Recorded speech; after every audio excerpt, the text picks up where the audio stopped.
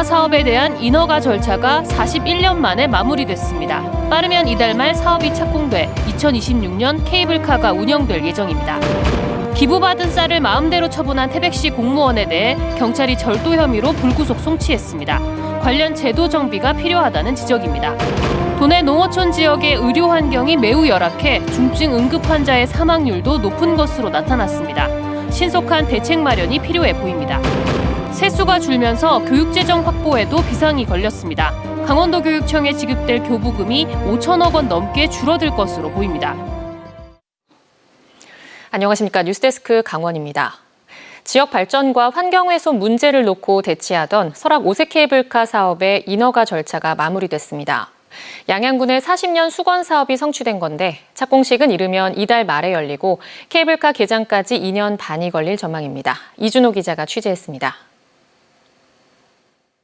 양양 오색지구부터 설악산 끝천까지 3.3km를 연결하는 오색 케이블카 사업.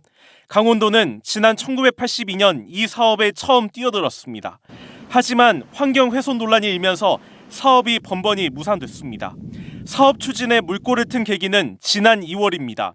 환경부가 환경영향평가 조건부 협의 결정을 내리자 사업 준비에 속도가 붙었습니다. 11가지의 각종 인허가 절차는 국립공원공단의 공원사업 시행 허가를 끝으로 마무리됐습니다. 다만 사냥보호와 산림훼손지의 복원대책 등 인허가 조건이 붙었습니다.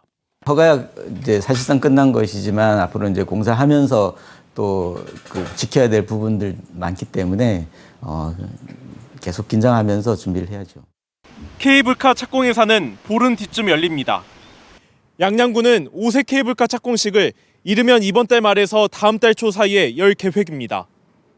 계획대로라면 오색 케이블카 건설은 이르면 2025년 말에 마무리될 전망입니다. 준공을 하면 이제 그 시운전이라고 이게 2-3개월 정도 하면 2026년 봄부터는 상업 운전을 할 수 있을 것 같아요. 40년 넘게 케이블카 착공을 손꼽아 기다리던 주민들은 크게 환영하는 분위기입니다. 목 터져라 집회에 참석했고 이게 착공되니까 안 된다는 게 되니까 우리는 너무 좋죠. 지역 발전에 큰 계기가 될 거란 기대도 큽니다. 완공하게 되면은 관광객도 많고 또 여기 지역의 활성화도 되지 않을까 생각하는데요.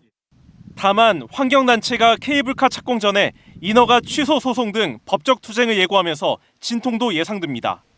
착공을 눈앞에 둔 오색 케이블카 사업이 주민들의 바람대로 순조롭게 진행될지 관심이 모아지고 있습니다. MBC 뉴스 이준호입니다. 지난 7월 태백시의 한 주민센터에서 팀장급 공무원이 기부받은 쌀을 임의로 처분했다가 논란이 된 적이 있습니다. 인사발령이 공고되자 보직이동 바로 전날 어린이집에 쌀을 직접 나눠주고 일부는 가져가 소재가 불분명했는데 사건을 수사한 경찰이 해당 공무원을 절도 혐의로 불구속 송치했습니다. 김영호 기자가 보도합니다. 지난 7월 1일 태백시 문곡소도동 행정복지센터에서 팀장급 공무원이 마을 주민과 함께 쌀 포대를 옮겼습니다.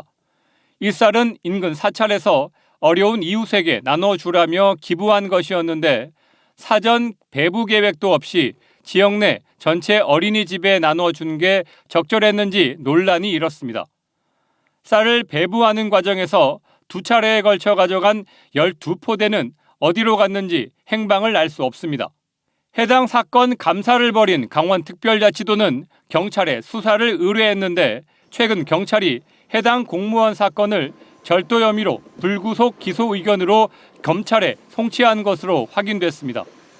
경찰은 기부받은 쌀의 소유권과 처분권이 지역사회보장협의체에 있다라는 보건복지부의 유권 해석에 따라 절도 혐의를 적용했다고 밝혔습니다.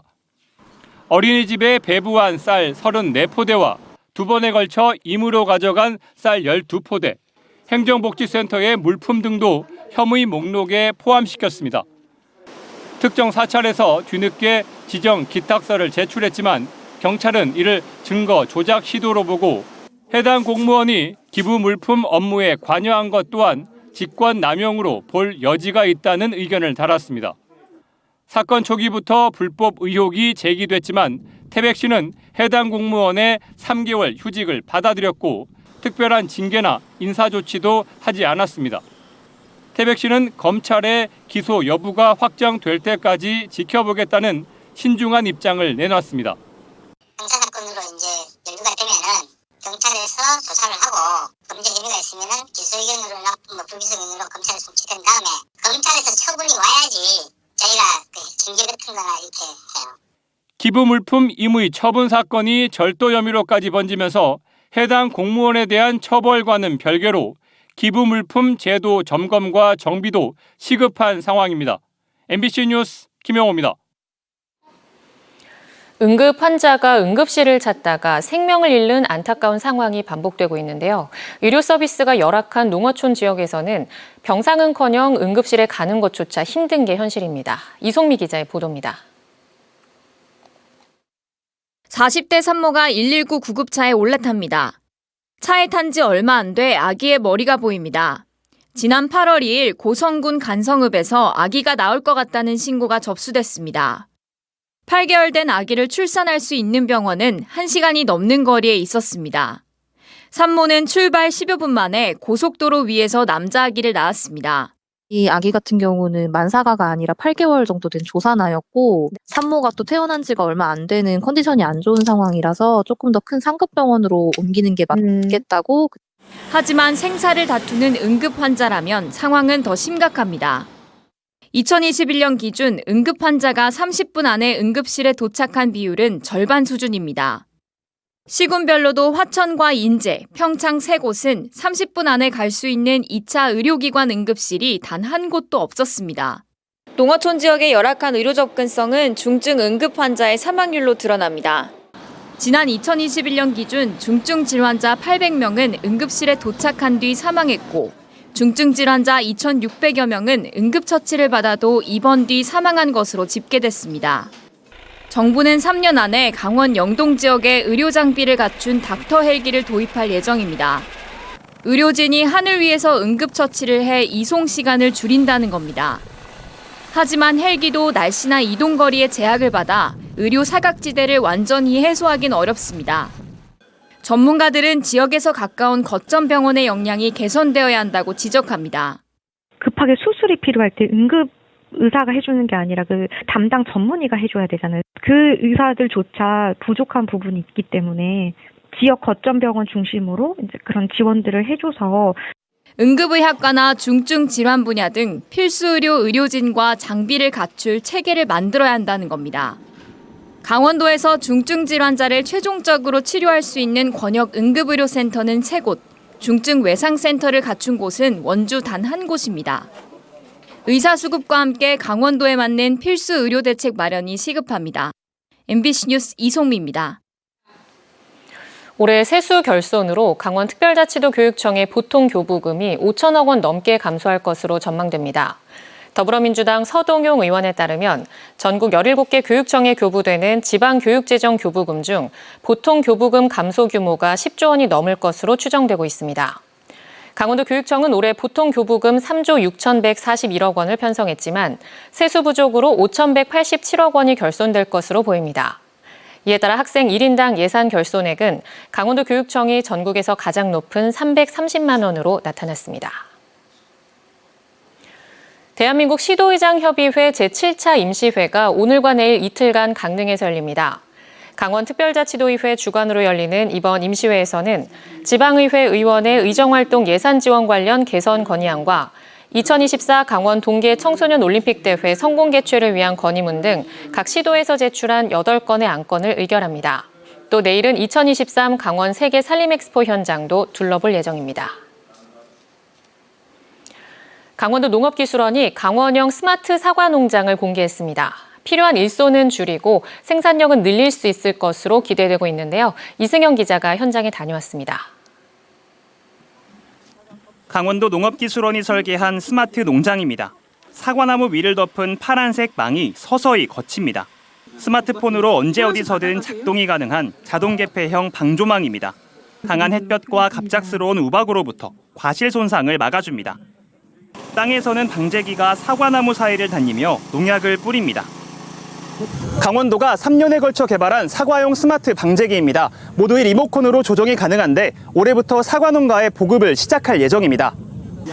농약에 접촉하지 않을 수 있어 농업인의 고질병이 농약 중독을 예방할 수 있습니다. 강원도 농업기술원은 이런 스마트 농장을 확대 보급할 예정입니다. 이를 위해 다축 평면 수형 재배법도 개발했습니다.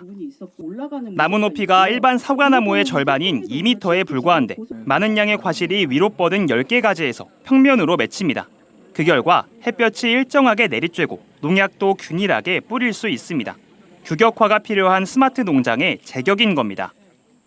우박 피해라든지 뭐 강우나 이제 일조 문제 때문에 지금 그런 문제들이 많이 생기는데 이런 이제 좁고 작게 키우면 훨씬 그런 제어할 수 있는 수단이 현실화될 수 있는 부분들이 있고요. 지난 10년 사이 도내 사과 생산량은 4배 가까이 증가했지만 도내 농업 인력은 지난해 15만 명 아래로 떨어졌습니다. 스마트 농장은 사과 농장의 생산성을 3배 높이고 필요 인력은 절반 이상 줄일 것으로 기대되고 있습니다. 기계화를 전제로는 하고 있지만 손으로 한다 하더라도 그 효율 면에서 수량도 굉장히 많이 나오고 노동력도 절감할 수 있는 그런 모델입니다. 강원도 농업기술원은 현장 설명회와 매뉴얼화를 통해 이르면 내년부터 희망 농장에서 스마트 농장을 적용할 수 있도록 하겠다고 밝혔습니다. MBC 뉴스 이승현입니다. 제323회 강원특별자치도의회 임시회에서 태풍 피해자 지원을 위한 강원특별자치도 도세감면 동의안과 강원특별자치도 접경지역 발전지원 조례 일부 개정안 등 13건의 조례안, 동의안이 통과됐습니다. 또 경제산업위원회에서 2023 강원 세계 산림엑스포 개최 현장을 둘러봤습니다. 내일은 제1차 오색삭도 설치 특별위원회가 열려 그동안의 추진 현황을 보고받고 오는 20일 열리는 제5차 본회의에서 이번 회기에서 제안되거나 통과된 안건들을 심의 의결한 뒤 이번 회기를 마무리합니다. 오늘부터 45일간 강원도 온오프라인 판매점에서 2023 강원 세일페스타를 엽니다. 강원 세일페스타는 강원도 기업과 소상공인, 시군이 함께 참여해 고금리, 고물가 장기화로 위축된 지역 경기를 활성화하기 위해 마련됐습니다. 우선 오는 19일부터 일주일간 3개 대형마트에서 할인 행사를 열고 농협 하나로마트도 19일부터 2주간 할인 행사에 동참합니다. 강원뉴스 마칩니다. 시청해주신 여러분 고맙습니다.